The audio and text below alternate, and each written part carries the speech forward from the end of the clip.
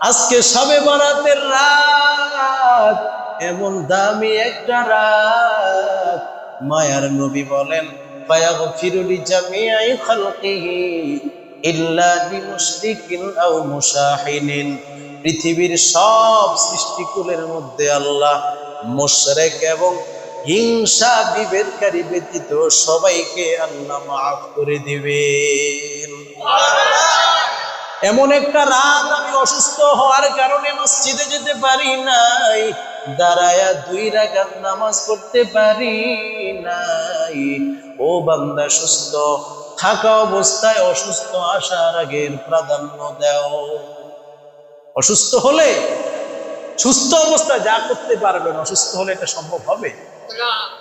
আল্লাহ আল্লাহ ক্যা মুবারক নাম है, अल्लाह अल्लाह मोमिनों का काम है, अल्लाह अल्लाह तू मेरा माबूद है, अल्लाह अल्लाह तू मेरा माशूक है, अल्लाह अल्लाह तू मेरा गफ्फार है, अल्लाह अल्लाह तू मेरा सत्तार है।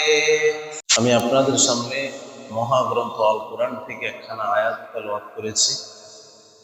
রাসূল আরবি সাল্লাল্লাহু আলাইহি ওয়াসাল্লামের অসংখ্য হাদিস থেকে একখানা হাদিস পাঠ করেছি। আল্লাহ যদি তৌফিক দেন, অল্প সময়ের মধ্যে ইনশাআল্লাহ আমাদের আজকের মজলিস সমাপ্ত হবে দোয়ার মাধ্যমে। আজকে হলো শাবানের 14 তারিখ। কত তারিখ? রাত হয়ে গেছে, তার মানে 15ই শাবান। আগামীকাল কত তারিখ? 15 তারিখ। তো রাত যেহেতু আগে আসে, তাহলে আমরা 15ই শাবান বলতে পারি। এই 15ই শাবান আমাদের প্রচলিত যে ভাষা, সেটা আমরা বলি শবে বারাত, বলি না? সব ফার্সি শব্দ, বারাত আরবি শব্দ। সব মানে রাত, বারাত মানে বন্টন করা, নিষ্কৃতি দেওয়া, মুক্তি দেওয়া। শবে বারাতের অর্থ হচ্ছে মুক্তির রাত, নিষ্কৃতির রাত। আর এটা কোরআনেও নাই, হাদিসেও নাই। হাদিসে আসছে লাইলাতুল নিসফি মিন শাবান, শাবান মাসের মধ্যবর্তী রাত, অর্থাৎ 15ই শাবানের রাত। তো আমরা লাইলাতুল নিসফি মিন শাবান বলতে পারি, শাবানের মধ্যবর্তী রাত তথা 15 তারিখ রাত। আল্লাহ তাআলার কাছে বিশেষ কিছু রাত অনেক দামি। এই বিশেষ কিছু দামি রাত আছে, তন্মধ্যে শবে বারাত হলো আল্লাহর কাছে শ্রেষ্ঠ একটি রাত। বান্দা এই রাতে নফল নামাজ বেশি বেশি পড়বে, তেলাওয়াত করবে, জিকির করবে, কবর জিয়ারত করবে। কবর যদি যেতে না পারে, কবরের কাছে ঘরে বসে কিংবা মসজিদে বসে দোয়াও করতে পারবে। তো আজকের রাতে আমাদের প্রস্তুতি ইবাদতের হয় না, খাবারের প্রস্তুতির ইবাদত হয়। রুটি গোশত অনেকের খাওয়া শেষ, ঠিক না? গরু জবাই করে 5 কেজি 10 কেজি গোশত নেওয়া শেষ। কতক্ষণ পরে দেখবেন লেটায় ঘুমায়। ইরে ভাই, ভালো করে খাইছেন, ইবাদত ভালো করে করবেন, ঘুম বলে ঘুম চলে আসছে, কি করব? এজন্য বেশি খেলে ঘুম বেশি হয়, আর ঘুম বেশি হলে রোগ বেশি হয়। এজন্য খাবার একটা পরিমিত খাওয়া, পরিমাণ মতে পরিমিতভাবে নির্ধারিত টাইমে। যদি এই নিয়তে কেউ খায় যে আজকে ভালো করে বেশি ইবাদত করব, এজন্য একটু ভালো খাই যাতে মনটা পুরপুরে থাকে, তাহলে ঠিক আছে। তাহলে কি ঠিক আছে? ভালো খাবেন, ইবাদত করবেন, কাঁচা হইব। তো যতটুকু আওয়াজ যায় মাইকে যারা শুনতেছেন সবার প্রতি অনুরোধ থাকবে, আমরা দ্রুত মসজিদে চলে আসবো ইনশাআল্লাহ, অল্প সময়ে শেষ করে দেব। আল্লাহ রাব্বুল আলামিন কোরআন হাকিমে সূরা জুমারের 43 নম্বর আয়াতে বলেন, কুল ইয়া ইবাদিয়াল্লাযীনা আসরাফু আলা আনফুসিহিম লা তাকনাতু মির রাহমাতিল্লাহ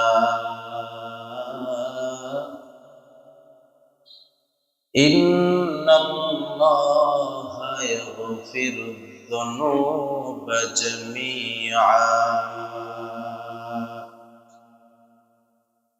ইন্নাহু হুয়াল গফুরুর রহিম। আল্লাহু আকবার।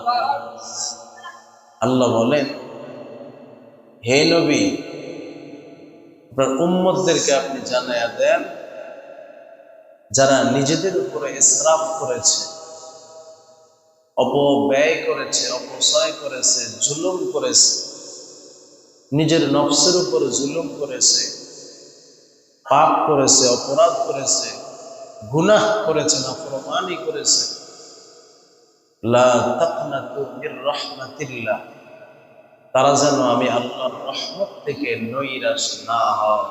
সুবহানাল্লাহ। কে বলেন? আল্লাহ। চিন্তা করা যায়,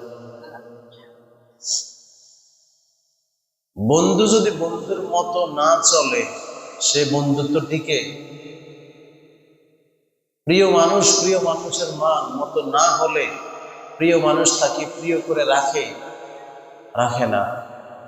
বন্ধু বন্ধুকে যতটা স্যাক্রিফাইস করবে, বেঈমান কি দুশমনকে এতটা স্যাক্রিফাইস করবে? আল্লাহ কেমন দয়ালু!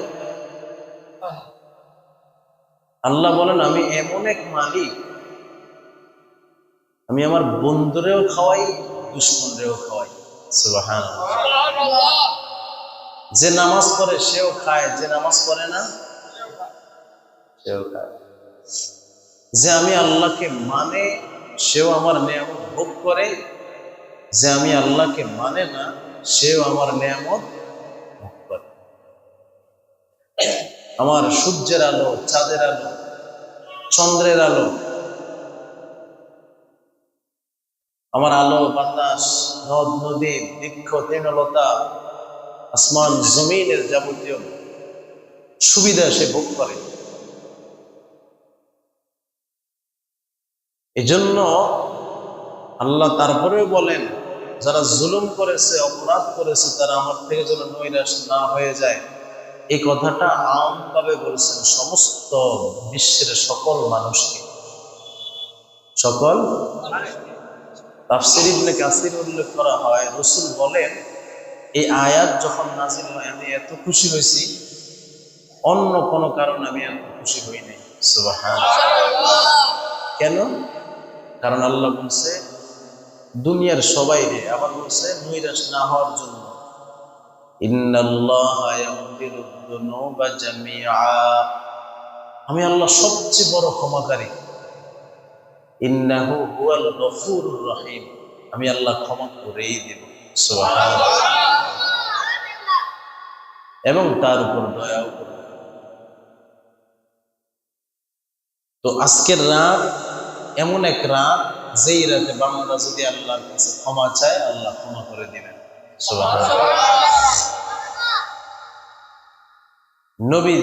নবীর দিকে নিসবত করে বলছেন, কারণ একজন মাধ্যম থাকলে কাজ সহজ হয়। আপনি যদি ডাইরেক্টলি তহসিলদারের কাছে যান জমির ঝামেলা নিয়ে, এই কাজটা যত কঠিন হবে, তহসিলদারের একজন প্রিয় ব্যক্তির মাধ্যমে যদি তার কাছে যান, কাজটা কঠিন হবে না আরো সহজ হবে? ওকালতির কাছে গিয়া থানায় কিংবা আদালতে যদি যান, ডাইরেক্টলি যাওয়া আর কারো মাধ্যম হয়ে যাওয়া বড় ব্যবধান। উকিলের প্রিয় একজন ব্যক্তির মাধ্যমে তার কাছে যাবেন, সহজ হয়ে যাবে। চেয়ারম্যান থেকে ত্রাণ নেবেন, তার প্রিয় ব্যক্তির মাধ্যমে যাবেন, একটা কলের মাধ্যমে সমাধান হয়ে যাবে। কিন্তু ডাইরেক্ট আপনি গেলে ওই কাগজ সেই কাগজ, ওইভাবে লাইন এইভাবে লাইন, অমুক দিন আসবেন, তারিখ ডেটের আর শেষ নেই, আছে না নাই? এজন্য নবীর মাধ্যমে দিছে, আর নবীর মাধ্যম দিছে নবীকে যারা মানবে তারা ডাইরেক্টলি সোজা আল্লাহ জান্নাতে চলে যাবে। আর আজকের রাত কেমন রাত? সুনানে ইবনে মাজা শরীফের 1390 নাম্বার হাদিস। عن أبي موسى الأشعري رضي الله تعالى عنه قال قال النبي صلى الله عليه وسلم إن الله لا يطلع في ليلة النصف من شعبان فيغفر لجميع خلقه إلا لمشرك أو مشاحن। হযরত আবু মুসা আশআরী রাদিয়াল্লাহু তাআলা আনহু থেকে বর্ণিত হাদিস, পয়গম্বর বলেন, আল্লাহ তাআলা এই রাতে বান্দার দিকে মনোযোগী হয়। কে মনোযোগী হন? আল্লাহ। আওয়াজ করে বলেন আল্লাহ। নবী বলেন, এই রাতে বান্দার দিকে আল্লাহ মনোযোগী হয়। মধ্যবর্তী রাত, শাবানের রাত, এবং সমস্ত সৃষ্টিকুলের প্রতি মনোযোগী হয়ে রহমতের দৃষ্টি দিয়া তাকায়, দুনিয়ার সবাইকে মাফ করে দেয়, একমাত্র শিরিককারী এবং ভাইয়ে ভাইয়ে দ্বন্দ্বকারী হিংসাকারী ব্যতীত। সুবহানাল্লাহ বলতেন। এই রাতে আল্লাহ সবাইকে মাফ করে দেয়, ইল্লা লিমুশরিকিন আও মুশাহিনিন, দুই ব্যক্তি ব্যতীত বাকি সবাই ক্ষমা পায়। যেই দুই ব্যক্তি ক্ষমা পায় না, এক নাম্বার হলো মুশরিক, যে আল্লাহর সাথে শিরিক করে। দুই নাম্বার হলো মুশাহিন, যে ভাইয়ে ভাইয়ে দ্বন্দ্ব করে, ফাসাদ সৃষ্টি করে, ঝামেলা সৃষ্টি করে, ঝগড়া সৃষ্টি করে, একে অপরের মধ্যে হিংসা সৃষ্টি করে। এরকম লোক আছে না নাই? তাদের কেউ আল্লাহ মাফ করে দিবেন যদি তওবা করে। কি করে? তওবা করে।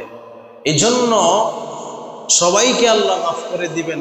এজন্য সূরা জুমারে আল্লাহ পৃথিবীর সবাইকে ডাকতেছেন, কুল ইয়া ইবাদিয়াল্লাযীনা আসরাফু আলা আনফুসিহিম, ও পয়গম্বর আপনি উম্মতের জানায়া দেন, যারা নিজেদের উপর জুলুম করেছে, অন্যায় করেছে, গুনাহ করে করে আব্বা আম্মার সাথে খারাপ আচরণ করে বদদুয়ার ভাগীদার হয়েছে, মুরব্বীদের সাথে অন্যায় করে বদদুয়ার ভাগীদার হয়েছে, উস্তাদের সাথে অপরাধ করে অন্যায় করে বদদুয়ার ভাগীদার হয়েছে, নিজের আব্বা আম্মার সাথে খারাপ আচরণ করেছে, আমি আল্লাহর হুকুম প্রতিনিয়ত অমান্য করে চলেছে, অন্যের হক নষ্ট করেছে।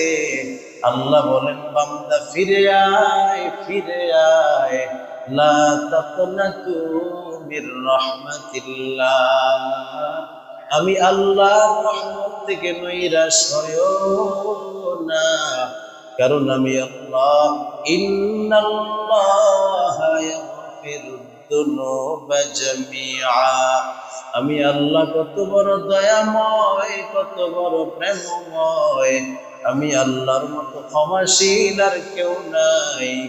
ইন্নাহু হুয়াল গফুরুর রহিম।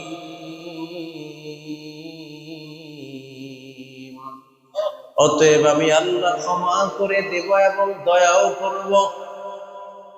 দুনিয়ার মানুষ একটা দিলে আর একটা দিতে পারে না, অন্যায় করে লাথি মেরে তাড়ায়া দেয়। আল্লাহ বলেন না, অন্যায় করেছো, আমি আল্লাহ ক্ষমাও করে দিব, মাফ করে দিয়া আবার দয়াও করে দিব। আল্লাহ কয় সিলিন্ডার হলে শুধু ক্ষমাই করব না, লগে আরো যা লাগবে তা দিয়ে দিব। সুবহানাল্লাহ।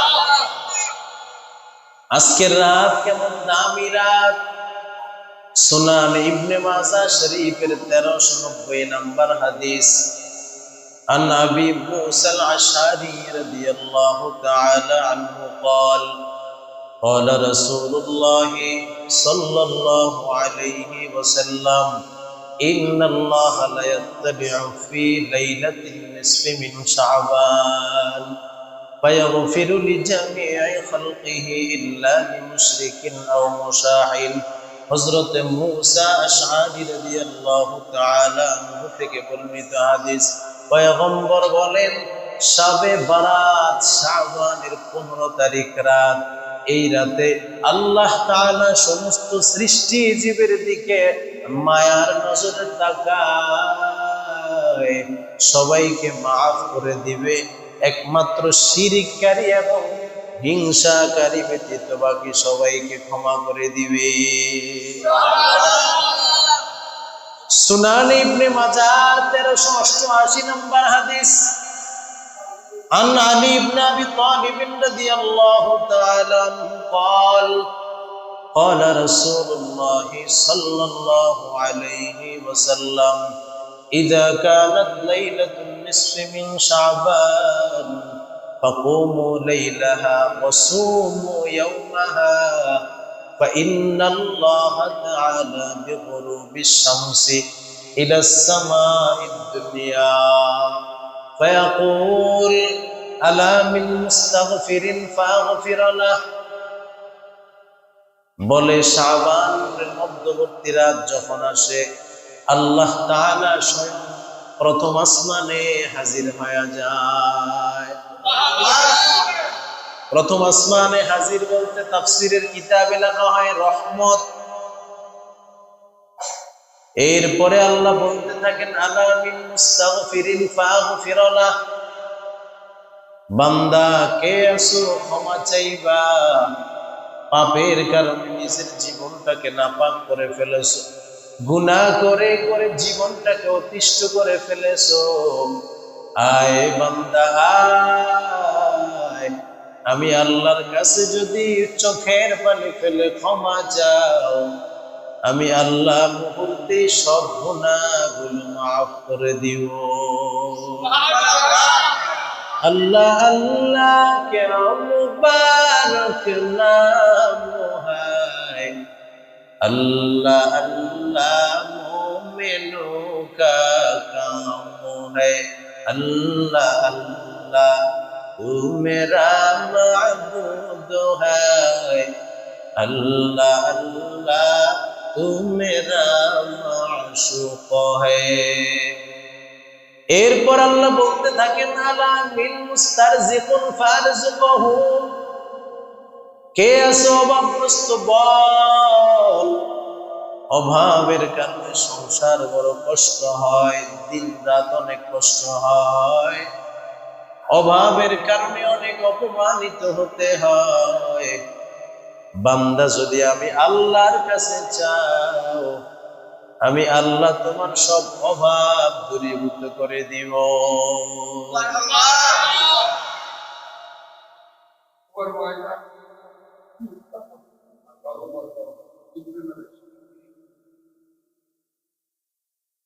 তাহলে আলা মিন মুস্তারজিকুন ফারজুকহু, বান্দা যত অভাবগ্রস্ত হও না কেন সবচেয়ে বড় ধনী তিনি কে?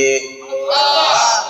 ইন্নাহু হুয়াল গনিয়ুল হামিদ।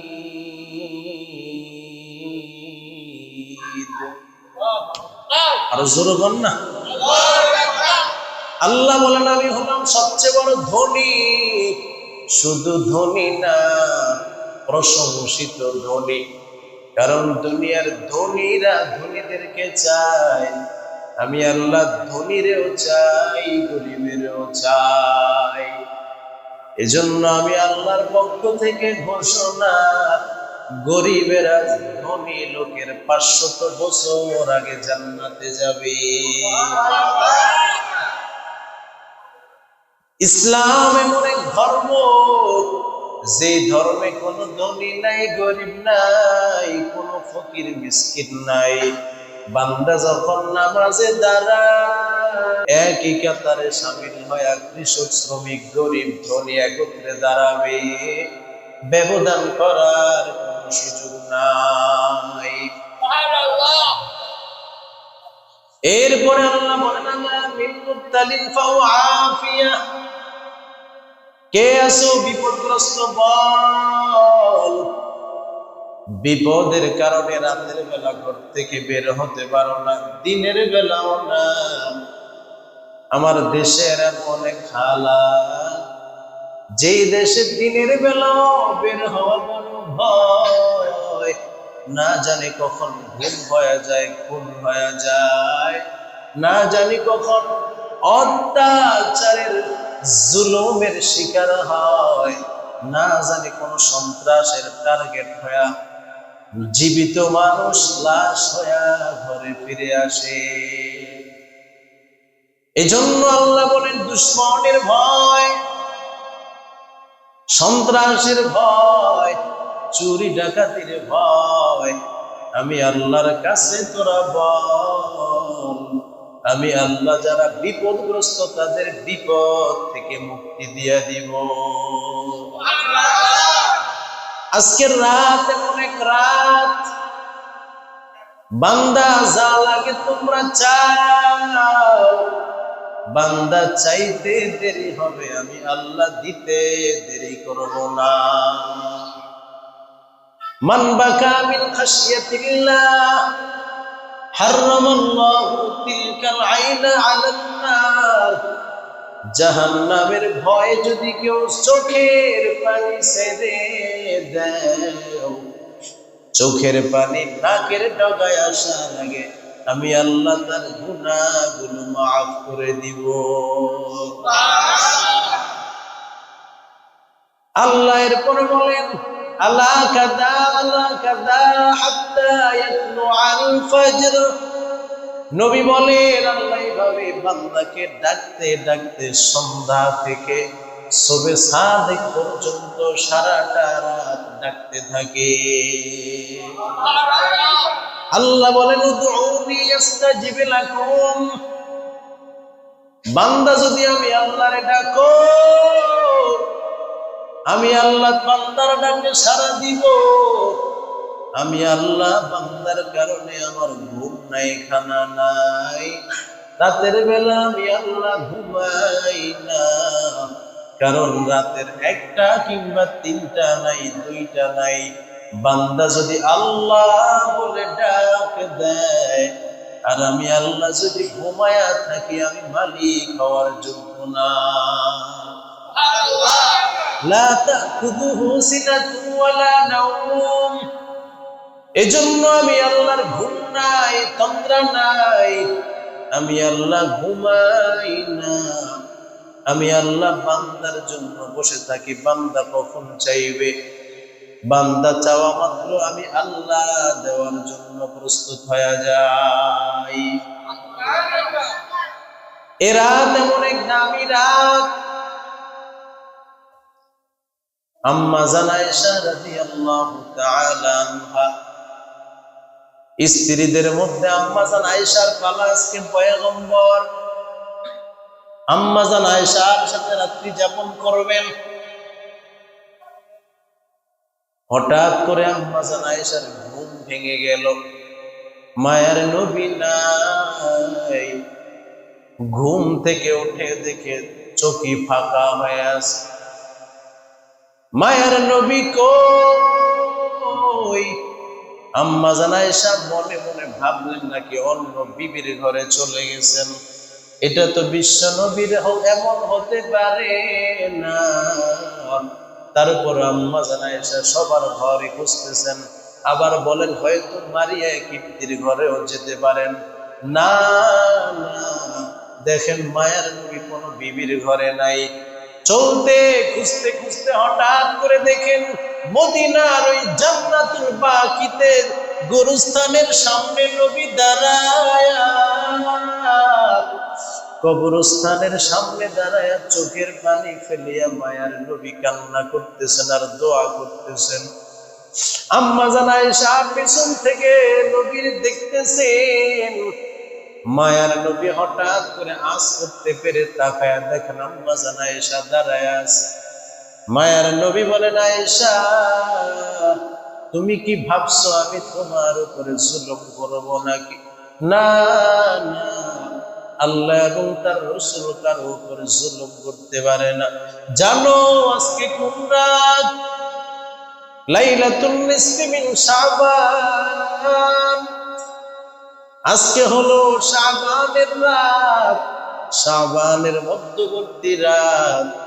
বান্দা এই রাতে আল্লাহ এত পরিমাণ বান্দাকে ক্ষমা করে দেয়, বলে বনু কালবের বকরির পশমের এর চেয়ে বেশি পরিমাণ মানুষকে ক্ষমা করে দেয়।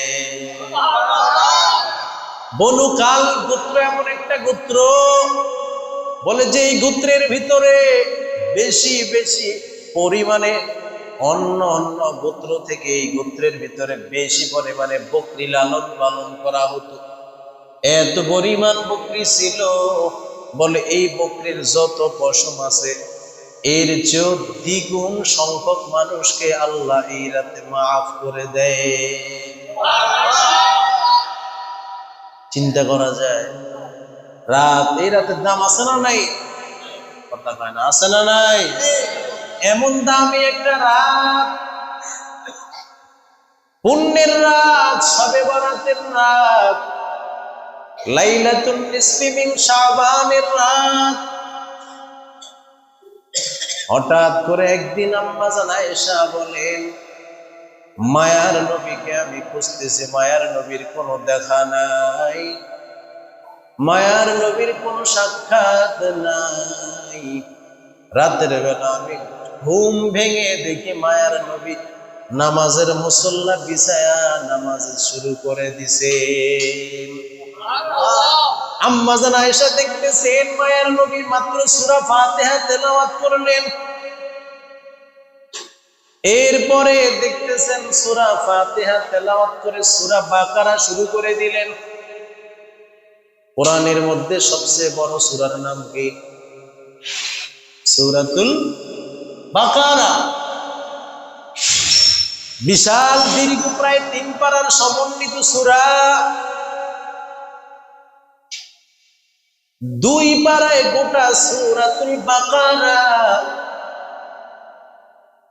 এই সূরা বাকারা শেষ করলেন আম্মা জান আয়েশা, মনে করলেন নবী আমার এবার রুকুতে যাবেন, কিন্তু না না, এরপরে দেখতেছেন মায়ার নবী পরের সূরা সূরা আলে ইমরান তেলাওয়াত শুরু করে দিলেন। এক রাকাতের মধ্যে সূরা আলে ইমরান তেলাওয়াত শেষ। আম্মা জান আয়েশা মনে করলেন এরপরে রুকুতে যাবেন না, নবী এর পরের সূরাও শুরু করে দিলেন। এক রাকাতের মধ্যে মায়ের নবী 15 পারা তেলাওয়াত শেষ করে দেয়। মায়ের নবীর এক রাকাত শেষ, দ্বিতীয় রাকাত শুরু হয়ে গেল। দ্বিতীয় রাকাতেও সূরা বানি ইসরাইল তেলাওয়াত শুরু করলেন। এরপরে তেলাওয়াত করতে করতে দেখে রুকুর কোনো খবর নাই। মায়ের নবী কুল আউযু বিরাব্বিন নাস শেষ করে মিনাল জিন্নাতি ওয়ান নাস করে পুরা 30 পারা 2 রাকাত নামাজে শেষ করে দেয়। মায়ের নবী সারা রাত 2 রাকাত নামাজে কাটায়া দেয়। ও নবীর উম্মতের দল, আমরা সারা রাত নামাজ পড়ার সেই ক্ষমতা নাই, সেই যোগ্যতা নাই, সেই শক্তিও নাই। অতএব যতটুকু সম্ভব ততটুকু নেক আমল যদিও না করি, আল্লাহর কাছে জবাব দেওয়া ছাড়া উপায় হবে না। রাতের 10টা 11টা 12টা তো স্বাভাবিক, ঠিক না? বুড়া বুড়ি গল্প করতে করতে রাত 12টা বেজে গেল, এরপরে ঘুমায়। আজকে 12টা পর্যন্ত যদি গল্প না করে নামাজ পড়ি, স্বামী স্ত্রী মিলে তেলাওয়াত করি, জিকির করি, গুনাহ হবে? কথা কয় না, গুনাহ হবে নাকি সওয়াব আরো বেশি হবে? ফরজ নামাজ গুলা বান্দা মসজিদে পড়ো, নফল নামাজ যা আছে মসজিদেও পড়তে পারেন, বাড়িতেও পড়তে পারেন, বাড়িতে উত্তম। স্বামী স্ত্রী একত্রে বসিয়া জিকির করা সবচেয়ে বেশি সওয়াবের কারণ, আল্লাহর কাছে কান্নাকাটি করা বেশি সওয়াবের কারণ, জিকির করা তেলাওয়াত করা বেশি সওয়াবের কারণ। অতএব আজকে রাতে কোনো গল্প নাই, কোনো আড্ডা নাই। আজকে রাতে বান্দা যদি ইবাদতে কাটায়া দেয়, হযরত উলামায়ে কেরাম তাফসীরবিদগণ বলেন আজকের রাতে কোনো তাকবীর করা হয় না, কারণ শবে কদরের মধ্যে বান্দার মরণ, হায়াত মউতের কথা উল্লেখ করা হয়, রিজিকের কথা উল্লেখ করা হয়। শবে কদরের রাতে বান্দা কতদিন খাবে কতদিন খাবে না উল্লেখ করা হয়। তবে ওই শবে কদরে যেটা ঘোষণা হয়, শবে বারাতে সেটা লিস্ট করা হয়। অনেকেই বলে শবে কদরে সবকিছু, শবে বারাতে কিছু নাই। এজন্য আজকের রাতে তো ইবাদতের দরকার নাই, না টেনে ঘুমাও, সকালবেলা শুধু ফজরের নামাজ পড়বা। যদি এটা নিয়মিত হয় তাহলে বান্দার সারা রাত ঘুমাইলেও ইবাদতে লেখা হয়ে যাবে। এশার নামাজ পড়ে কেউ যদি আবার ফজরের নামাজ পড়ে, সারা রাত যদি ঘুমায়, সারা রাতের ঘুমটাও কি হবে? ইবাদতে লেখা হয়ে যাবে। কিন্তু এতদিন কোনোদিন ফজরের মসজিদে আসেন নাই, আজকে শবে কদর এই কারণে ফজরে আসছেন, তাহলে এই ফজরের ভ্যালু আছে? হ্যাঁ,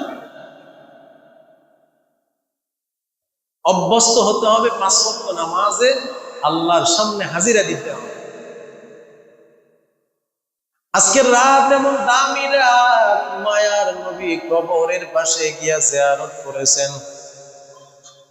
বান্দা তোমরাও তোমাদের আব্বা আম্মার কবরের পাশে যাও, তোমার ভাই বোনদের সেই গোরস্থানের পাশে যাও, আত্মীয় স্বজনদের কবরের কাছে যাও, অথবা পাড়া প্রতিবেশীর কবরের কাছে যাও।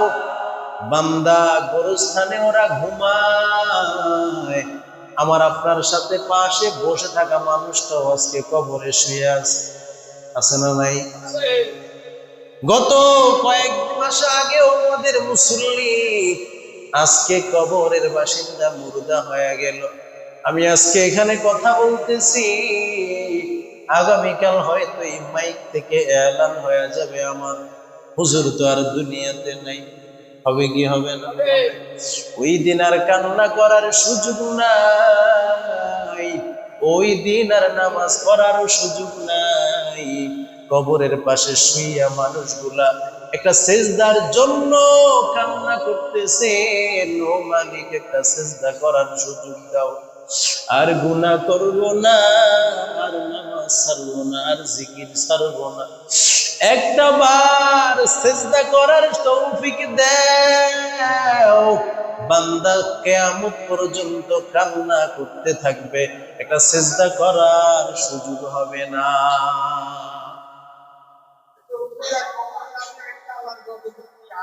সুযোগ হবে, কিন্তু যতদিন আমি জীবিত থাকবো,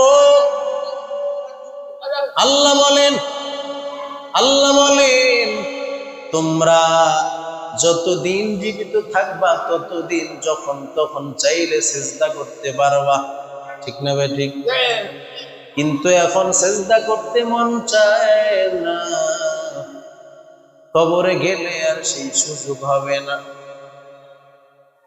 এর নবীর উম্মতের দল এই জীবন আর চিরদিন থাকবে না। যখন শক্তি আছে শক্তির মূল্যায়ন দাও। عن أبي عمير بن أبي ميمون رضي الله تعالى عنه قال قال رسول الله صلى الله عليه وسلم اغتنم خمسا قبل خمس الحياة شبابك قبل هرمك وصحتك قبل سقمك وغناك قبل فقرك وفراغك قبل شغلك وحياتك قبل موتك। আল্লাহর নবী বলেন, উমাইর বিন মাইমুন থেকে বর্ণিত পয়গম্বর বলেন, পাঁচটা জিনিস গুরুত্ব দাও পাঁচটা জিনিস আসার আগে। কয়টা জিনিস? কয়টা জিনিস? পাঁচটা বিষয়ের গুরুত্ব দাও তার পাঁচটা বিষয় বিপরীত বিষয় আসার আগে। এক নাম্বার শাবাবাকে কবলা হারামিক। নবী বলেন যুবক অবস্থায় বৃদ্ধ হওয়ার আগে যুবক বয়সের প্রাধান্য দাও। কারণ যুবক বয়সে বান্দা যত কিছু করতে পারবা, বৃদ্ধ হওয়ার পরে তত কিছু সম্ভব নয়। ঠিক না ভাই? ঠিক কথা গানা ঠিক কিনা? পাশে ঘুমায় এই জন্য জোরও ঠিক করতে হবে। ঠিক নেই?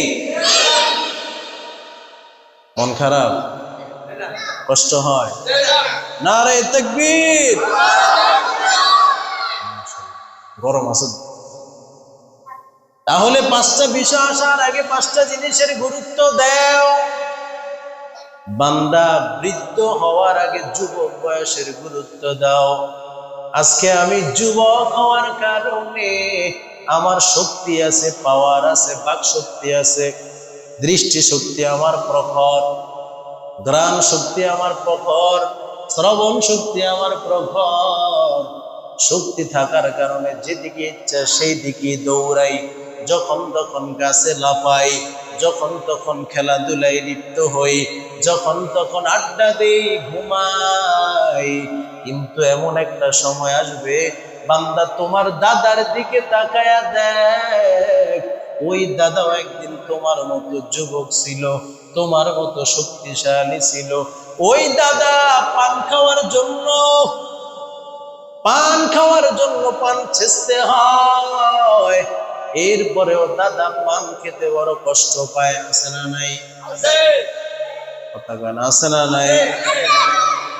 দাদা পান খেতেও বড় কষ্ট পায়। দাদির দিকে তাকায় দেখ, ওই দাদিও বড় কষ্ট পায়। দাদিও এখন ভালো করে চাবাইতে পারে না, জীবন বড় কষ্টে পার করে দেয়। অতএব বান্দা, আমাদের আজকের দাবি হলো, আজকের বয়ান হলো, বান্দা বৃদ্ধ হওয়ার আগে যুবক বয়সকে প্রাধান্য দাও। দুই নাম্বার হচ্ছে হাতাকা কবলা সুকুমিক। অসুস্থ হওয়ার আগে সুস্থতাকে প্রাধান্য দাও। সুস্থ থাকা অবস্থায় তুমি আড্ডায় সময় ব্যয় করেছো, গল্পে কাটাইছো, বাজারে বাজারে ঘুরেছো, বন্ধু বান্ধব দিয়া ট্যুরে গেলা, বিভিন্ন এ প্রান্ত থেকে ও প্রান্তে ঘুরে বেড়াও। কিন্তু অসুস্থ হওয়ার পরে আফসোস করো, হায় রে আমার বড় ভাই, আমার ছোট ভাই মসজিদে চলে গেল, আমি যাইতে পারি নাই। আজকে শবে বরাতের রাত, এমন দামি একটা রাত। মায়ার নবী বলেন, ফায়াগফিরু লিজামিই খালকিহি ইল্লা লিমুশরিকিন আও মুশাহিনিন। পৃথিবীর সব সৃষ্টিকুলের মধ্যে আল্লাহ মুশরিক এবং হিংসা বিভেদকারী ব্যতীত সবাইকে আল্লাহ মাফ করে দিবেন। এমন একটা রাত আমি অসুস্থ হওয়ার কারণে মসজিদে যেতে পারি নাই, দাঁড়ায়া 2 রাকাত নামাজ পড়তে পারি নাই। ও বান্দা, সুস্থ থাকা অবস্থায় অসুস্থ আসার আগের প্রাধান্য দাও। অসুস্থ হলে, সুস্থ অবস্থায় যা করতে পারবেন, অসুস্থ হলে এটা সম্ভব হবে? অতএব বান্দা সুস্থ থাকা অবস্থায় অসুস্থতা আসার আগে সুস্থতার প্রাধান্য দাও, এটা আল্লাহ তাআলার এক নিয়ামত। সুস্থতা এমন এক নিয়ামত, শুকরিয়া আদায় করা যাবে। যিনি অসুস্থ হয় তিনি জানে সুস্থতার কত দাম, ঠিক না? আহ, যারা চেয়ারে বসে নামাজ পড়ে তাদের সওয়াব আর যিনি সুন্দর করে নামাজ পূর্ণাঙ্গ পড়েন তাদের সওয়াব কি এক? কথা কয় না এক? পূর্ণাঙ্গ সেজদা দিতেছে আর একজন ইশারাতান সেজদা, দুই সেজদার সওয়াব কি এক হবে? হ্যাঁ, ইখলাস যদি ঠিক থাকে, আল্লাহর প্রতি ইখলাসের কারণে মুখলিস বান্দার সওয়াব ওই ইখলাস ব্যতীত বান্দার থেকেও দ্বিগুণ ডবল হয়ে যায়। সুবহানাল্লাহ। 3 নাম্বার গিনাকা কবলা ফাকরিক, বান্দা ফকির হওয়ার আগে ধনাঢ্যতাকে প্রাধান্য দাও, অভাব আসার আগে তোমার সচ্ছলতাকে প্রাধান্য দাও। আজকে তোমার টাকা পয়সা আছে, বাড়ি গাড়ি আছে, তুমি যেথায় সেথায় ঘুরে বেড়াও, আড্ডা দাও, হঠাৎ করে তোমার টাকা শেষ, সম্পদ শেষ, আজকে তুমি বাড়ি বাড়ি ঘুরে বেড়াও, ভিক্ষা করো, আছে না নাই? আমাদের এক সময় যারা বদলা দিত এখন তারা বিশাল বড় লোক, আর জাগো বদলা দিত এরা এখন ফকির, আছে না নাই? চিন্তা করা যায়? নদীর কুল ভাঙে ও কুল করে, এই তো নদীর খেলা, সকাল বেলার ধনীর তুই ফকির, সন্ধ্যা বেলা। এরে নবীর উম্মতের দল, এই জন্য অভাব আসার আগে তোমার স্বভাব যে এখনো ঠিক আছে এই সুযোগে নেক আমল মজবুত করে নাও, কারণ যখন অভাব দেখা দিবে তখন স্বভাব তোমার ঠিক থাকবে না। অভাবের কারণে নামাজেও মন ঠিক থাকে। আরে কেমনে চাইলে এক বস্তা আনবো, ঘরে লবণ নাই, তেল নাই, হলুদ নাই, মরিচ নাই, বিবি গেলে এখন তো হিসাব পিছা লইয়া ঝাড়ু নিয়ে দৌড়ে, টেনশন আছে না নাই? আবার বউ যদি ইমানদার হয়, নেককারিনী হয়, আবেদা সালেহা হয়, তাহলে বউ কখনো স্বামীর উপর এমন আচরণ করবে না, বরং সান্ত্বনা দিবে। আইয়ুব নবীর দিকে তাকায়া দেখ, আইয়ুব নবী দীর্ঘ 10 দিন অসুস্থ ছিলেন, এমন তীব্র অসুস্থ ছিলেন, শরীর থেকে এত দুর্গন্ধ, এলাকার পাড়া প্রতিবেশীরাও দুর্গন্ধের কারণে এলাকা ছেড়ে চলে গেছে। 10 জন বিবি ছিল, সবাই চলে গেল, মাত্র বিবি রাহিমা, কেউ বলে রাহমা, ওই রহিমা স্বামীরে ছেড়ে যায় নাই। আইয়ুব নবী বলে, ও বিবি রহিমা, সব স্ত্রী আমার ছেড়ে চলে গেল, তুমি রহিমাও চলে যাও, কষ্টের কোনো দরকার নাই। রহিমা চোখের পানি ছেড়ে দিয়া বলে, ও আল্লাহর পয়গম্বর, প্রাণের স্বামী আমার, আমি যদি আপনারে রেখে যাই আল্লাহর কাছে কি জবাব দিব? বরং আমি খেদমত করে আল্লাহর থেকে জান্নাত নিতে চাই। এমন বিবি দরকার। স্বার্থের টানে বিবি স্বামীরে রেখে চলে যায়, স্বামী স্বার্থের কারণে বিবিরে রেখে চলে যায়, এইটা ইমানদারের কাজ নয়, এটা আমলওয়ালা বান্দা বান্দির কাজ নয়। যার ভেতরে আল্লাহর ভয় থাকবে তারা একে অপরের জন্য সহযোগী হয়ে কাজ করবে। জান্নাতে গেলে পুরুষরা হুর পাবে, নারীরা কি পাবে? বলে নারীরা তার স্বামীকে অ্যাডভান্স গেলমান হিসাবে পাবে, আর স্বামী তার স্ত্রীকে ওই 70,000 হুরের চেয়েও স্পেশাল সমস্ত হুরের সর্দারিনী তার বিবিকে পাবে। সুবহানাল্লাহ।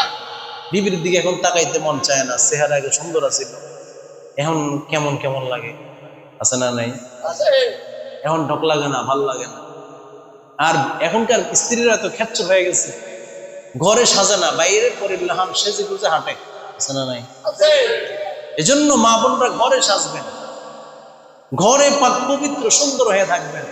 আপনার সৌন্দর্য দেখার অধিকার কার? স্বামীর।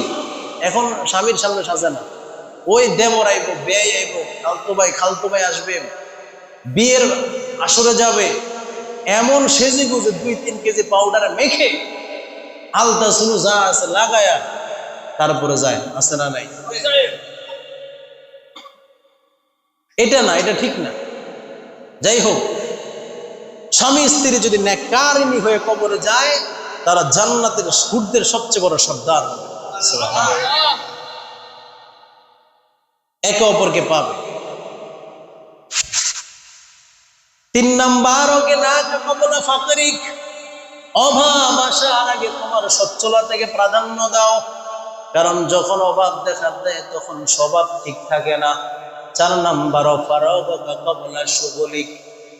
বান্দা ব্যস্ততা আসার আগে তোমার অবসরকে প্রাধান্য দাও।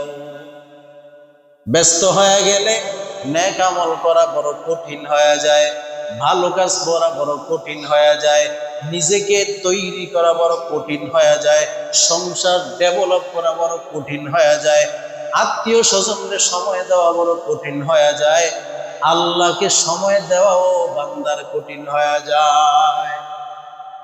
এটা প্রকৃত ইমানদারের আলামত নয়, কিন্তু হয়ে যায়। সময় বের করতে হবে আল্লাহর জন্য। তাহলে মোদ্দা কথা হলো, অবসর অবস্থায় ব্যস্ততা আসার আগে কি করতে হবে? ইমানকে মজবুত করতে হবে, আমলকে মজবুত করতে হবে, এরপরে নিজের ডেভেলপ হওয়ার জন্য কাজ করতে হবে। আড্ডা দিয়ে নষ্ট করে, সময় নষ্ট করে চলাফেরা করলে আল্লাহর কাছে জবাব দিতে হবে। কারণ আল্লাহর কাছে প্রথম প্রশ্নই হবে সময়ের জবাব দিতে হবে, হিসাব দিতে হবে। আল ওয়াক্তু আসমানু মিনাদ যাহাব, সময় স্বর্ণের চেয়েও দামি, স্বর্ণের চেয়েও দামি। Take time by the full of success is yours. যারা সময়ের মূল্যায়ন করেছে তারাই সফল হয়েছে। অতএব ডোন্ট ওয়েস্ট ইউর টাইম, সময়কে নষ্ট করা যাবে না। 5 নাম্বার, হায়াতাকা ক্বাবলা মাউতিক, বান্দা মৃত্যু হওয়ার আগে হায়াতের প্রাধান্য দাও। জীবন থাকা অবস্থায় বান্দা আল্লাহরে ডাকো, কারণ মরণ হয়ে গেলে বান্দা যত আফসোস করবে, কবরের মধ্যে সব মুর্দাগুলো আফসোস করতেছেন, একটা সেজদা দেওয়ার জন্য সুযোগ হবে নি। ওর কথা হয় না, সুযোগ হবে। আজকে আমি জীবিত, যত পারি আমি তত আল্লাহর সেজদা করতে পারবো। অতএব মায়ার নবী বলেন, হযরতে আবি আলী ইবনে আবি তালিব রাদিয়াল্লাহু তাআলা আনহু قال قال رسول الله صلى الله عليه وسلم إذا كانت ليلة النصف من شعبان فقوموا ليلها وصوموا يومها। আল্লাহর নবী বলেন, যখন লাইলাতুন নিসফি মিন শাবান তোমাদের মধ্যে আসবেন, অর্থাৎ আজকের রাত, শাবানের মধ্যবর্তী রাত, 15 তারিখের রাত, শবে বরাতের রাত যখন আসবে, ফাকুমু লাইলাহা, 1 নাম্বার নামাজে সময় কাটাও, ওয়াসুমু ইয়াউমাহা, 2 নাম্বার বান্দা রোজা রাখো। সুবহানাল্লাহ বলতেন না? তাহলে আজকে বেশি বেশি নফল ইবাদত করা, 2 রাকাত করে করে আপনি যা পড়েন সমস্যা নাই। যেই কোনো সূরা অনেকে নির্ধারণ করে অমুক সূরা দিয়া না হলে হবে না, আছে না নাই? এটা করবেন না। অনেকে গোসল করলে যত পানি ফুটা পড়বে এত গুনাহ ঝরে যাবে, এত সহজ। দুনিয়ার আকাম গুনাহ সব করবেন আর ডুব দিলে সব গুনাহ মাফ হইল? এত সহজ না। এগুলা সব বিদআত এবং কুপ্রথা, কুসংস্কার। আজকের হালুয়া রুটি, গরুর গোশত জনমের খাওয়ান খাইছে অনেকে, আরো খাবে। পরে যদি ঘুমায় বলে হুজুর ঘুমাইছে, ঘুম গেছে, হইল? খাইছে ইবাদত করবে সারা রাত জেগে, নামাজ পড়ে বাড়ির দিকে লেফট হয়ে যাবে। বুড়া বুড়ির সাথে 12টা পর্যন্ত গল্প করলে আজকে 12টা পর্যন্ত কাজ করা যায় না, ইবাদত করা যায় না। এজন্য নবী বলেন ফাকুমু লাইলাহা, আজকে বান্দা নামাজে সময় কাটাও, নামাজে সময় কাটাও। বান্দা যত বেশি নফল ইবাদত করবে এটা হলো ওভার ডিউটি, আর ওভার ডিউটি বান্দা যত বেশি করবে আল্লাহ বান্দাকে তত বেশি বেশি নেক দিয়া দিবেন। আজ-জুহুরুল ফাতিহ নামক কিতাবের ভিতরে ইমাম জাজারি রহমতুল্লাহ একটা ঘটনা উল্লেখ করেছেন, বলবো এটা শেষ করে আমরা নামাজ পড়ে এরপরে মুনাজাত দিয়ে দেব, আর দেরি হবে না। আরো কাছে আসেন। লা ইলাহা ইল্লাল্লাহ মুহাম্মাদুর রাসূলুল্লাহ।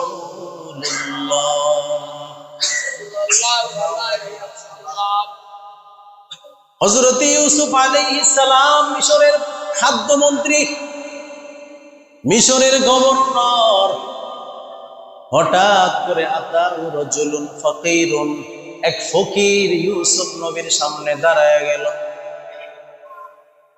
আতিনি আতাকাল্লাহ, ও ইউসুফ, আল্লাহ তোমারে যা দিছে সেখান থেকে আমারে কিছু দাও, আমি বড় অভাবী মানুষ, আমি বড় গরিব মানুষ, আমারে কিছু দান করো। ইউসুফ নবী বলেন, এই গভর্নরের কাজের কর্মরত গোলামকে বললেন, এক সা তারে দিয়ে দাও। কিতাবে লেখেন এক সার পরিমাণ হলো 3 কেজি 270 গ্রাম আটা দিয়ে দিলেন। ওই ফকির আবার দাঁড়ায় গেলেন, ও নবী ইউসুফ, এতে আমার হবে না, আমাকে আরো দাও, আমাকে আরো দাও। ইউসুফ নবী বললেন, আরো এক সা দিয়ে দাও।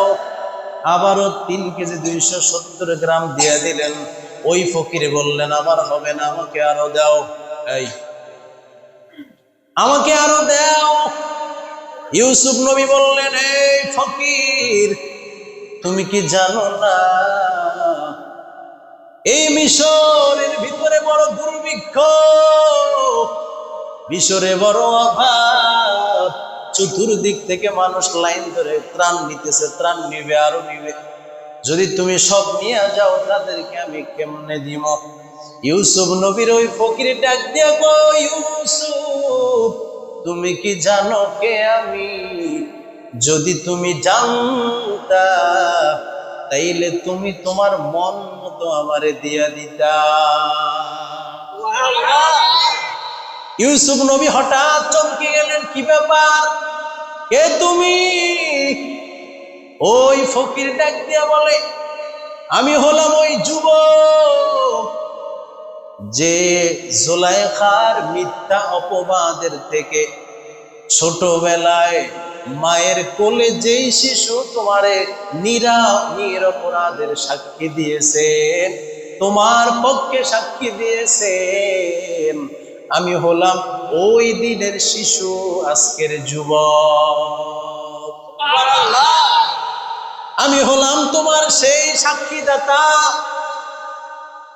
ইউসুফ নবী তার বুকে জড়ায় নেয়, চোখের পানি ছেড়ে দেয়, আর বলে, ও গোলাম, ওরে দেও, যা পারো দেও, ওর মন মতো রে দিয়া দাও। হিসাব নেওয়ার পর দেখা গেল এই জমানার 105 মন, কোন কিতাবে লেখে 140 মন তারে আটা দিয়ে দেয়। বর্তমানের 100 ঘোড়ার উপরে বহনকারী আটা, 105 মন আটা দিয়ে দেয়। এরপরে ওই যুবককে আরো শেষে 100 দিরহাম দিয়ে দেয়। কত দিরহাম? বর্তমান ইমাম ফুকাহা বিজ্ঞানী ক্যালকুলেটর হিসাব করে দেখেন, 1,43,000 টাকার পরিমাণ। চিন্তা করা যায়, চিন্তা করা যায়। এবার আল্লাহ সাথে সাথে ওহী নাযিল করলেন, ও ইউসুফ, সামান্য তোমাকে পবিত্রতার সাক্ষী দেওয়ার কারণে একটা যুবকরে তুমি এত দিয়া দিলা, এত পরিমাণ দিয়া দিলা। আমি আল্লাহর যেই গোলাম একবার সুবহানাল্লাহ বলবে, আমাকে পবিত্রতার সাক্ষী দিবে, যেই গোলাম আমাকে একবার আলহামদুলিল্লাহ বলবে, আমার প্রশংসার সাক্ষী দিবে, যেই গোলাম আল্লাহু আকবার বলবে, আমি আল্লাহর বরকতের সাক্ষী দিবে, ও ইউসুফ তাকায়া দেখ, ওই গোলাম রে না জানি আমি আল্লাহ কত দিতে পারি। আল্লাহ আল্লাহ ক্যা মুবারক নাম হায়, अल्लाह अल्लाह मोमिनों का काम है, अल्लाह अल्लाह तू मेरा माबूद है, अल्लाह अल्लाह तू मेरा माशूक है, अल्लाह अल्लाह तू मेरा गफ्फार है, अल्लाह अल्लाह तू मेरा सत्तार है। এর নবীর উম্মতের দল, আল্লাহ যে 10 পৃথিবী পরিমাণ জান্নাত আমাকে দিবেন, ওই জান্নাত কেমন সাজানো দরকার, 60-70 বছরের হায়াত পাওয়ার পরেও আমি সামান্য 10 ডিসিম 5 ঘন্টা জমিনে একটা বাড়ি করতে জীবন চলে যায়। ওই 10 পৃথিবী সব পরিমাণ আমার জান্নাত, কত বেশি পরিমাণ আমি সুবহানাল্লাহ বলা দরকার, কত বেশি পরিমাণ আলহামদুলিল্লাহ বলা দরকার, কত বেশি পরিমাণ আমি জিকির করা দরকার, তেলাওয়াত করা দরকার, কত বেশি পরিমাণ আমার আল্লাহরে ডাকা দরকার। অতএব বান্দা এখন যত বেশি আমল করবা, ওই জান্নাত তোমার তত বেশি সুসজ্জিত হবে। जन्नत दोज़ख से या रब क्या करो, आरज़ू है मैं ही तुझे देखा करो, हूर गिल्मा जितनी नेमत है तू, सबसे बेहतर नेमत दीदार तू। তাহলে আজকের রাত আলোচনার রাত না, ইবাদতের রাত। কিসের রাত? এতক্ষণ আলোচনা করে সমষ্টি উপসংহারে যা পেয়েছি, 1 নম্বরে নফল ইবাদত, কি ইবাদত? 2 নম্বরে রোজা রাখবো, 3 নম্বর জিকির করব, 4 নম্বর তেলাওয়াত করব, 5 নম্বর কবর জিয়ারত করব। দলিল দিছিনি? প্রমাণ দিছিলাম। নবী আমার জান্নাতুল বাকিতে দাঁড়ায়া কান্না করতেছেন, আম্মা জান আয়েশা পেছনে দাঁড়ায় আছেন। নবী বলেন, ও আয়েশা, সুনানে ইবনে মাজাহ শরীফের 1388 নম্বর হাদিস। আম্মা জান আয়েশাকে দেখে মায়ার নবী বলেন, ও হুমায়রা। নবী হুমায়রা বলে ডাকতেন, লালি সুন্দরী। আম্মা জান আয়েশা বেশি সুন্দর ছিলেন। হুমায়রা, তুমি কি মনে করেছো আল্লাহর নবী এবং রাসূল, আল্লাহর নবী, আল্লাহ এবং তার নবী তোমার উপর জুলুম করতে পারে? বলে না। বলে, আয়েশা শুনে নাও, আজকে জানো কোন রাত? নবী বলেন, লাইলাতুন নিসফি মিন শাবান, আজকে শাবানের মধ্যবর্তী শবে বারাত। অতএব এই রাতে বান্দা যদি আল্লাহর কাছে ক্ষমা চায়, বান্দার যত গুনাহ আছে আল্লাহ মাফ করে দিবেন। শুধু তাই না, বনু কাল গোত্রের যেই পরিমাণ বকরি লালন পালন করা হয়, এত এত পাল বকরি পালন করে, বলে ওই বকরির পশমের চেয়েও দ্বিগুণ মানুষকে মাফ করে দিবে। জান্নাতের দরজা খোলা, জাহান্নামের দরজা বন্ধ। বাহিরে যারা আছেন, প্রিয় ভাই, আমরা দ্রুত চলে আসি, ইনশাআল্লাহ আলোচনা শেষ করব। এখনো সালাতুত তাসবিহ নামাজের কথা রয়ে গেছে, করণীয় বর্জনীয় আরো অনেকগুলো বিষয় আছে। আমরা দ্রুত চলে আসি, কথাগুলো শুনবো, জিকির করি লা ইলাহা ইল্লাল্লাহ।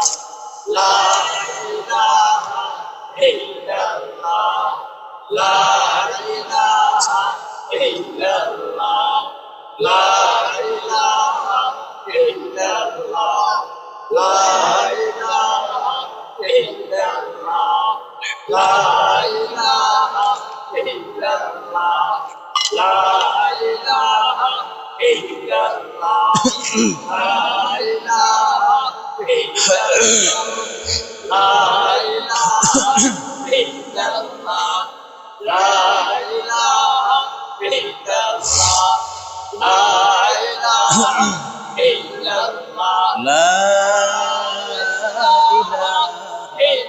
إلا الله محمد رسول الله সাল্লাল্লাহু আলাইহি ওয়াসাল্লাম।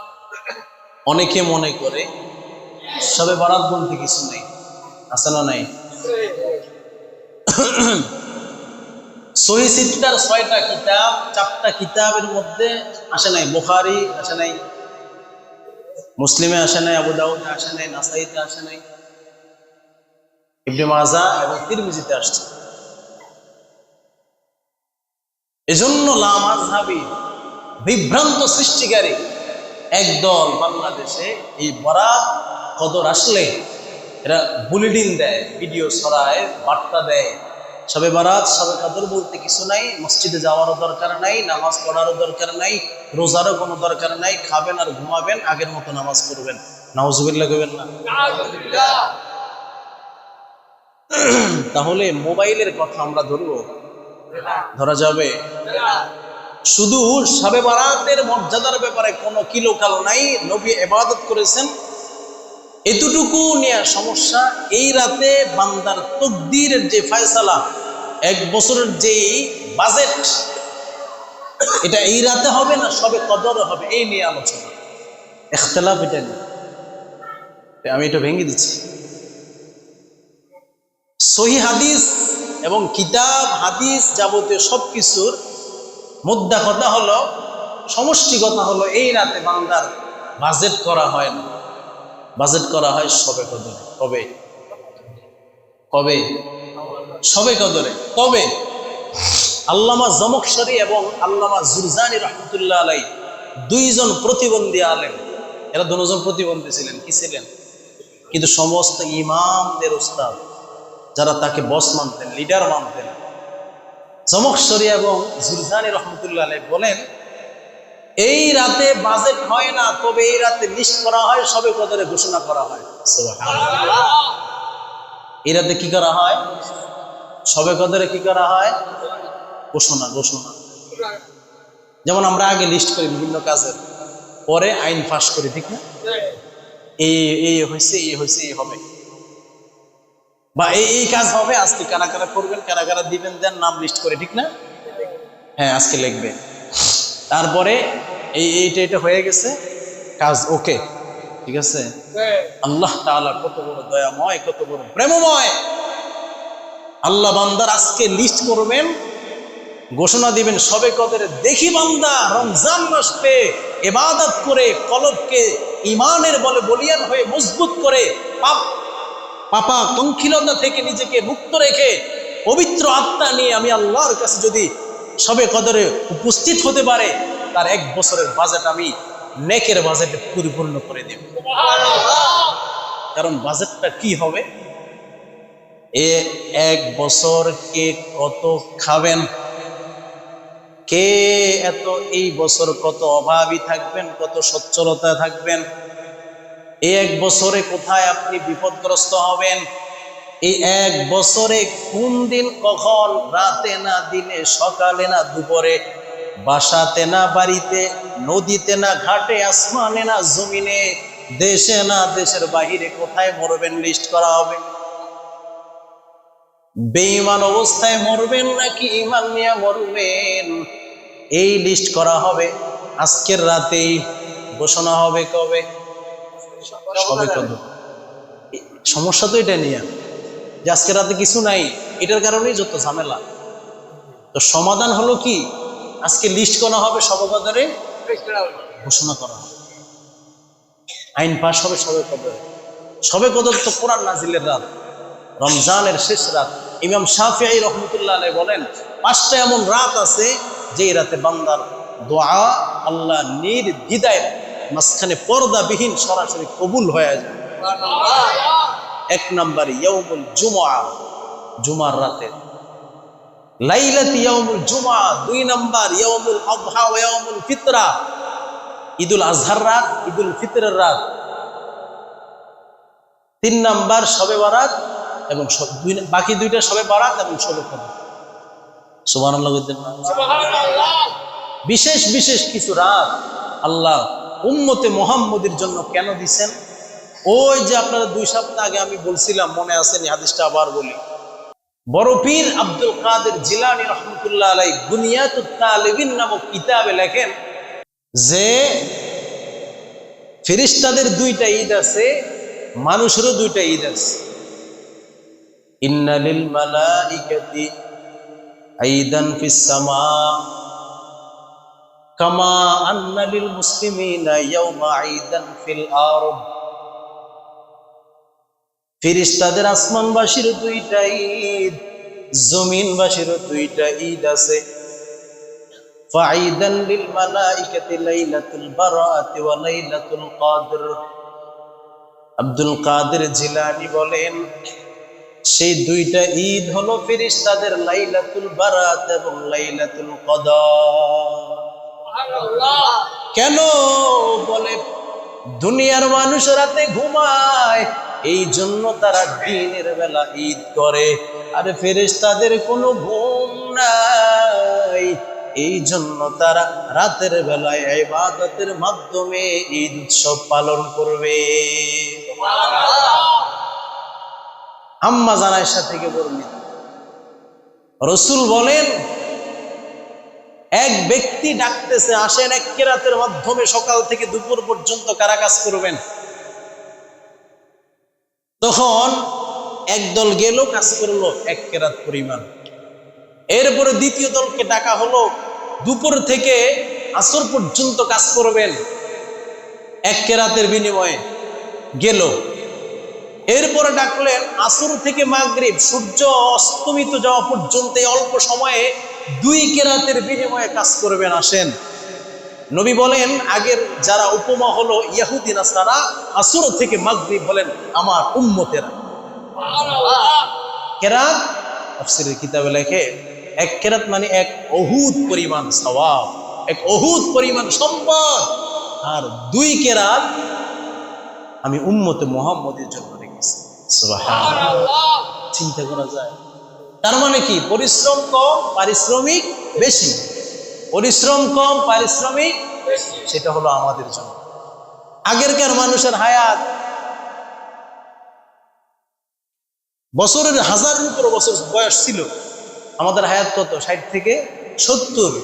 হায়াত কম, কিন্তু আমাদের লোভনীয় অপার আল্লাহর পক্ষ থেকে ডবল ওভার। এজন্য আল্লাহ বলেন, বান্দা আমি চাই কেউ যেন জাহান্নামে না যায়, আমি চাই আমার প্রত্যেকটা মুমিন মুসলমান যেন জান্নাতে যায়।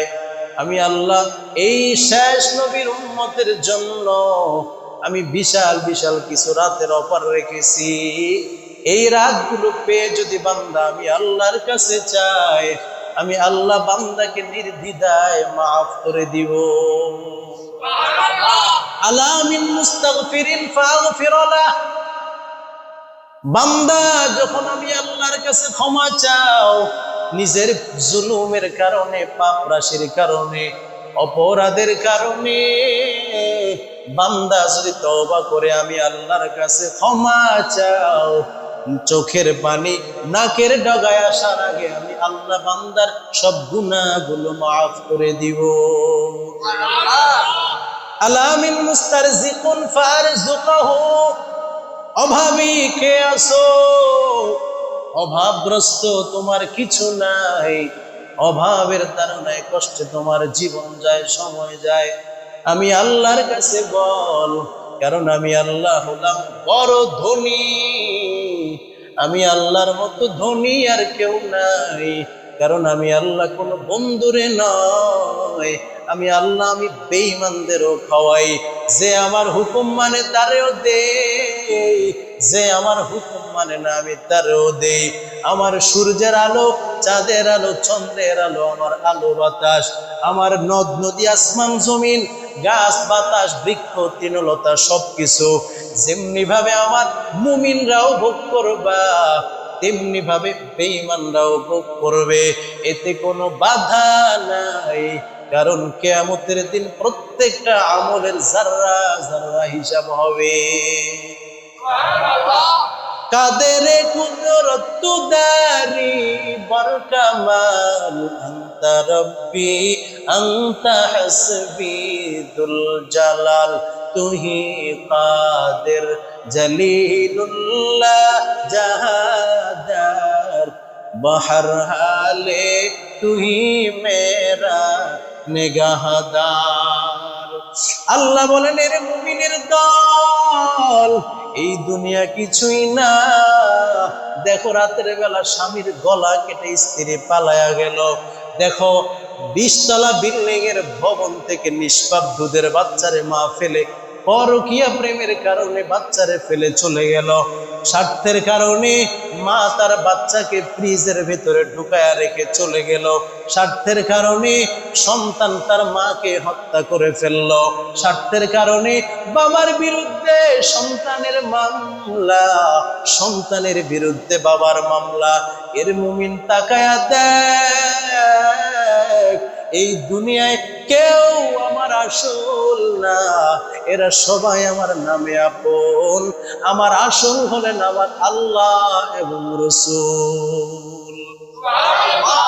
এই জন্য তারে ভুলিয়া যাও না রে গোলাম। সামান্য চেয়ারম্যান হইছো, মেম্বার হইছো, চৌকিদার হওয়ার কারণে তোমার হেডামে চলতে পারে না মানুষ। তোমার এত পাওয়ার, তোমার চক্ষু মাটিতে পড়ে না, টাকার মালিক হয়েছো, সম্পদের মালিক হয়েছো, মসজিদে এসে নামাজ পড়তে পারো না, দোকানদার তুমি, ব্যবসায়ী তুমি, নামাজ পড়তে পারো না, রাজমিস্ত্রি তুমি, নামাজ পড়তে পারো না। অথচ তাকায়া দেখ, নবী সুলাইমান সারা দুনিয়াটা শাসন করেছেন। একদিকে পেয়েছেন নবুয়ত, অপর দিকে পেয়েছেন হুকুমত। সারা দুনিয়াটা শাসন করতেন, তারপরেও আমার মালিকের একটা সেকেন্ডের জন্য কখনো ভুলে নাই। আমার মালিকের একটা সেকেন্ডের জন্য কখনো ভুলে নাই। সদা সর্বদা মালিকের হুকুম পালন করেছেন, জিকির করেছেন, মালিকের স্মরণে কাটাইয়া দিয়েছেন, যার কারণে পুরা দুনিয়াটা সুলাইমানের গোলাম বানায়া দিয়েছে। অতএব আমরাও ভুগবো না সামান্য দোকানদার হয়েছি, না না, বড় শিল্পপতিও যদি আল্লাহ বানায়া দেয়, আমার আপনার মতো শিল্পপতি, ঢাকার শিল্পপতির দিকে তাকায়া দেখ।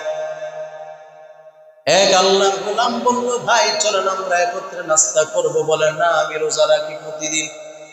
সুবহানাল্লাহ বলতেন। বড় শিল্প কারখানা ফ্যাক্টরির মালিক, কিন্তু এক ওয়াক্ত নামাজ ছাড়ে না, ঘুষ খায় না, সুদ খায় না, রোজা রাখে। আছে না নাই? আল্লাহ বলেন, রে মুমিনের দল, আমি আল্লাহরে তুমি যদিও ভুলে যাও, কারণ এমন অনেক আল্লাহর গোলাম আছে যারা 24 ঘন্টায় একটা সেকেন্ডের জন্য আমি মালিক রে ভুলে যায় না। দুনিয়ার কেউ আমার আপন না, সবাই আমার পর। যাদের সাথে আমি বসত করি এরা আমার কেউ কবরে যাবে না। বান্দা ওই কবরের দিকে তাকায়া দেখ, 10 বছর পর্যন্ত ওই কবরে পড়ে আছে, 20 বছর পর্যন্ত, আজ পর্যন্ত খবর নিতে পারো নাই। অথচ তোমার ভাই, তোমার বাবা প্রবাসে গেল, আমেরিকায়, চীন, জাপান, হিন্দুস্তান, যেখানেই গেল, সকাল বিকাল মোবাইলের মাধ্যমে অডিও কলে, ভিডিও কলে খবর নেওয়া যায়। কিন্তু বাড়ির দরওয়াজায় কবর, আজ পর্যন্ত ওই কবরের খবর নিতে পারো নাই। ওই বাঁশবাগানে আমার মা কেমন আছে, ওই বাঁশবাগানে আমার ভাই কেমন আছে, কারণ ওই কবরের ভিতরে মোবাইল নাই, ওই কবরে টাওয়ার নাই, সিম নাই। অতএব দুনিয়াতে কেউ আমার আপন না, আমার এক নাম্বার আপন হলেন আমার আল্লাহ এবং রাসূল। মন কার লাগিয়া কান্দো দিবারাতি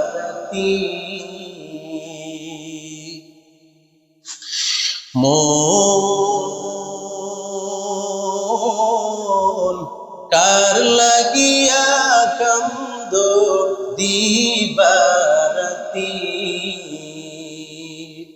ভেবে দেখো কেউ হবে না তোমার সঙ্গের সাথী কার লাগিয়া কান্দ দিবারাতি আপন আপন বইলা যাদের ভাবছো সারাক্ষণ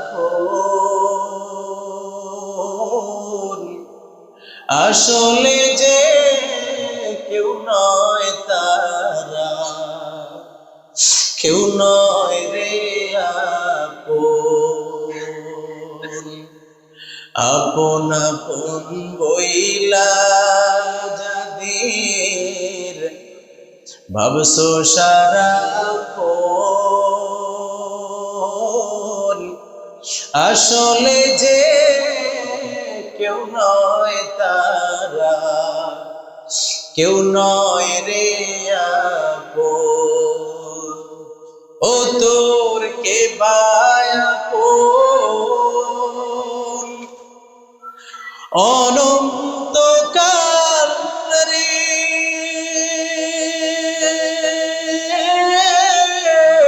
কে বায়াপন অনন্তকাল কারে তোর বা সাথী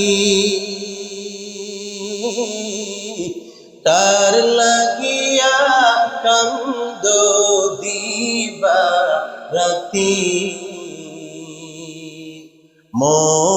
মন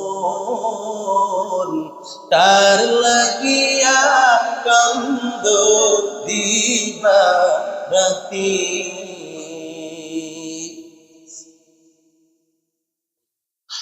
মায়ার জালে বন্দী হইয়া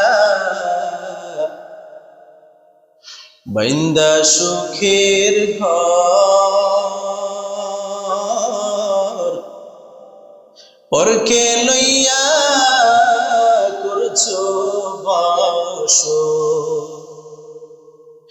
আপন কইরা পর মায়ার জালে বন্দী হইয়া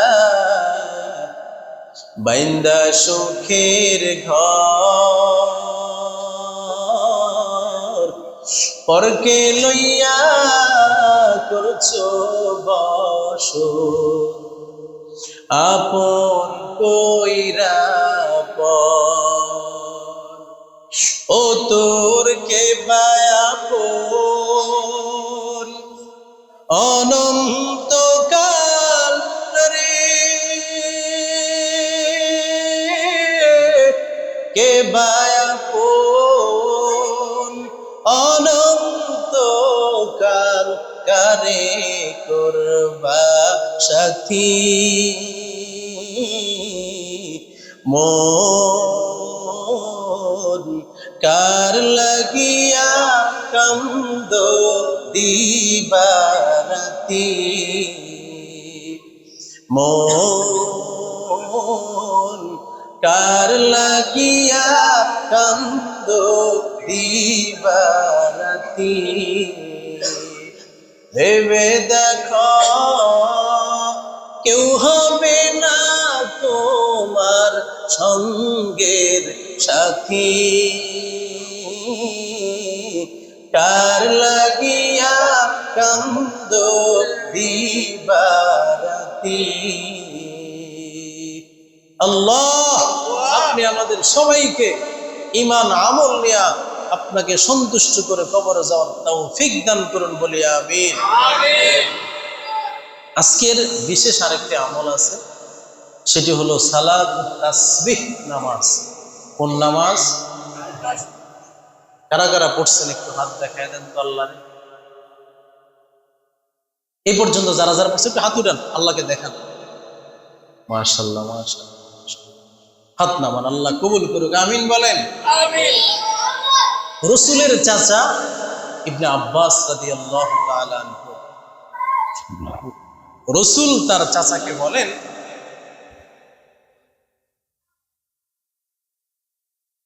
যদি প্রতিনিয়ত তোমার সুযোগ হয় প্রতিদিন একবার সালাতুত তাসবিহ নামাজ পড়ো, যদি প্রতিদিন সুযোগ না হয় সপ্তাহে একদিন হলেও পড়ো, যদি তাও সুযোগ না হয় প্রতি মাসে একবার করে পড়ো, তাও যদি সুযোগ না হয় বছরে একবার, এও যদি সুযোগ না হয় জীবনে হায়াত অবস্থায় একবার হলেও পড়ো।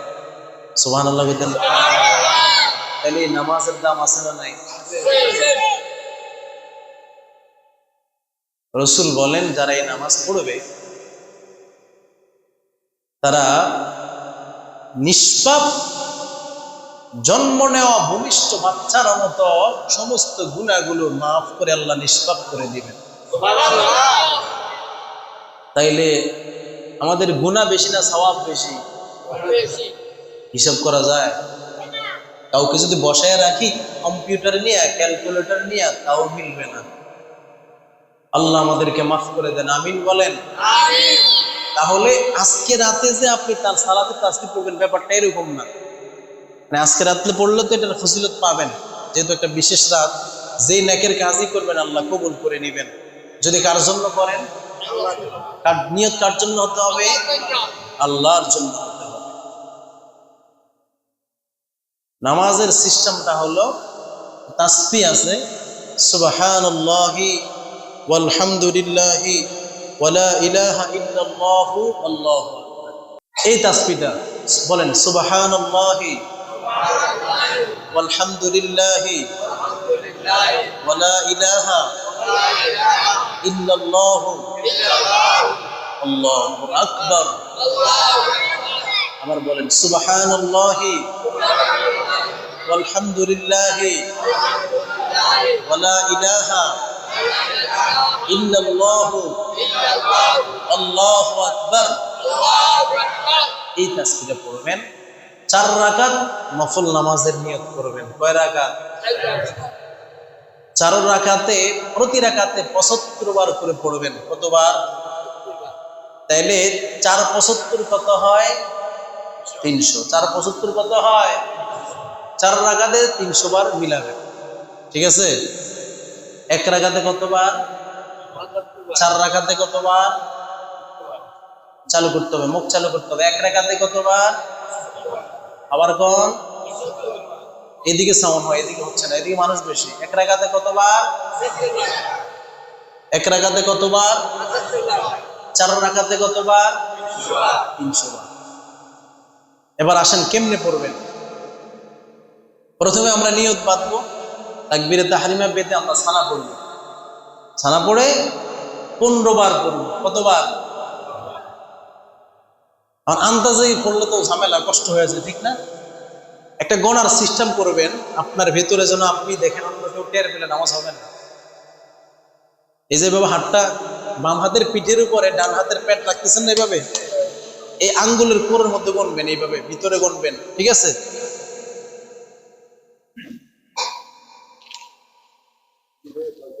এই যে দেখেন, এইভাবে রেখে এই আঙ্গুলের ভিতরে গণবেন, ভিতরে। ঠিক আছে? তাহলে সহজ না? কথা কয় না? গণবেন এইভাবে। তাহলে এইভাবে 15 বার হলে, 15 বার যখন হয়ে যাবে সূরা ফাতিহা পড়বেন, একটা সূরা মিলাবেন, নির্ধারিত কোনো সূরা যেটা পারেন সেটা মিলাবেন। ঠিক আছে? এরপরে রুকুতে যাওয়ার আগে 10 বার। রুকুতে যাওয়ার আগে কতবার? কতবার হলো? 25। হিসাব করেন। রুকুতে যাওয়ার পরে রুকুর তাসবিহ পড়ে 3 বার পড়েন, 5 বার পড়েন, পড়ে আবার 10 বার। কতবার হলো? 35। রুকু থেকে উঠে আবার 10 বার। কতবার হলো? সেজদায় গিয়ে তাসবিহ পড়ে 10 বার। কতবার হলো? সেজদা থেকে উঠে 10 বার। কতবার হলো? আবার সেজদায় গিয়ে তাসবিহ পড়ে 10 বার। কতবার হলো? 1 রাকাত উঠে যাবেন, শেষ। তাহলে 1 রাকাতে কতবার হলো? আমি আবার বাংলা মুখে বলি, আওয়াজ কানে যায়? এক রাকাতে ৭২ বার, 4 রাকাতে 300 বার। রাকাত নিয়ত করে প্রথমে সানা পড়ে 15 বার পড়বেন তাসবিহ, সুবহানাল্লাহি ওয়ালহামদুলিল্লাহি ওয়ালা ইলাহা ইল্লাল্লাহু আল্লাহু আকবার। এটা 15 বার পড়বেন। সূরা মিলায়া রুকুতে যাওয়ার আগে 10 বার, রুকুতে তাসবিহ পড়ে 10 বার, রুকু থেকে উঠে 10 বার, সেজদায় গিয়ে 10 বার, সেজদা থেকে উঠে 10 বার মাঝখানে, আবার সেজদায় গিয়ে 10 বার, ৭৫ বার মিলে এক রাকাত শেষ করে ফেলবেন। আমি কথা বুঝাতে পারছি? মারহাবা করবেন না? জোরে কর না। তাইলে আমরা নামাজের প্রস্তুতি নিতে পারি? এটা জামাতে পড়ার বিষয় না, এটা ব্যক্তিগতভাবে। কেউ চাইলে জামাতেও পড়তে পারবেন, তবে সবচেয়ে উত্তম হলো ব্যক্তিগতভাবে পড়া। ঠিক আছে, নিজেরা ব্যক্তিগতভাবে পড়বেন। তাহলে আজকের সমষ্টিগত আমলগুলো আমি বলে দিচ্ছি। 1 নম্বরে নামাজ, 1 নম্বরে 2 রাকাত করে আপনি 10 রাকাত পড়েন, 20 রাকাত পড়েন, 50 রাকাত, 100 রাকাত, যত বেশি করবেন তত বেশি লাভ। 2 নাম্বার কালকে রোজা। রোজা শুধু কালকে না, আপনি এই শাবানে যত রাখতে পারেন, এটা আপনার ইচ্ছা। ঠিক আছে, তবে কালকেরটা রাখবেন, যেহেতু বরকতময় দিন, সওয়াবটাও ডবল হবে, নেক আমল আল্লাহর কাছে কি হবে? কবুল হবে। 3 নাম্বার কবর জিয়ারত। আল্লাহ রাসূল কবর জিয়ারত করছেন। ঢলে নিয়ে একসাথে কবর জিয়ারত না, আপনার ব্যক্তিগত আত্মীয় স্বজন, আব্বা আম্মার কবর আপনি জিয়ারত করেন। ইমাম সাহেবকে নিয়েও করতে পারবেন, তবে নেওয়াটা বাধ্যতামূলক নয়। একাও করতে পারেন, নিতেও পারেন, আবার মসজিদে বসেও দোয়া করতে পারেন, ঘরে বসেও করতে পারবেন, কোনো সমস্যা নাই। 4 নাম্বার জিকির, বেশি বেশি জিকির। সুবহানাল্লাহ সুবহানাল্লাহ সুবহানাল্লাহ সুবহানাল্লাহ, আলহামদুলিল্লাহ আলহামদুলিল্লাহ আলহামদুলিল্লাহ, আল্লাহু আকবার আল্লাহু আকবার আল্লাহ। ভুল পড়বেন না, সুবহানাল্লাহ সুবহানাল্লাহ করেন না, সুবহানাল্লাহ শেষে একটা হা আছে, স্পষ্ট হতে হবে। সুবহানাল্লাহ সুবহানাল্লাহ সুবহানাল্লাহ।